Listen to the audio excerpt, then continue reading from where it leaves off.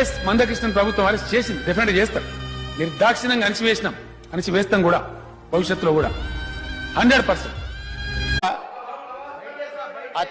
అత్యంత కీలకమైన ప్రకటన చేయాలని రాష్ట్ర ప్రభుత్వం భావిస్తున్నది.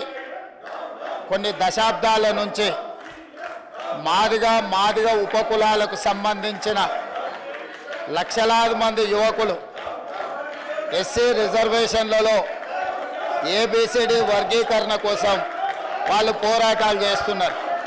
27 సంవత్సరాల నుంచి ఉమ్మడి రాష్ట్రంలో కానీ ప్రత్యేక తెలంగాణ రాష్ట్ర ఆయా అన్నలు చూసారు కదా, ఆయన కేసీఆర్ అదే మాట మాట్లాడి ఇలా రేవంత్ రెడ్డి గారు వర్గీకరణ గురించి మాట్లాడుతుంటూ కూడా పక్కమటి ఉన్నటువంటి బీఆర్ఎస్ ఎమ్మెల్యేలు సీఎం డౌన్ డౌన్ అని పోడియాన్ని మొత్తం ఆగం పట్టిస్తారు. ఇప్పుడైనా బుద్ధి జ్ఞానం తెచ్చుకోండి బీఆర్ఎస్ పార్టీలో ఉన్న మాదిగల్లారా, దయచేసి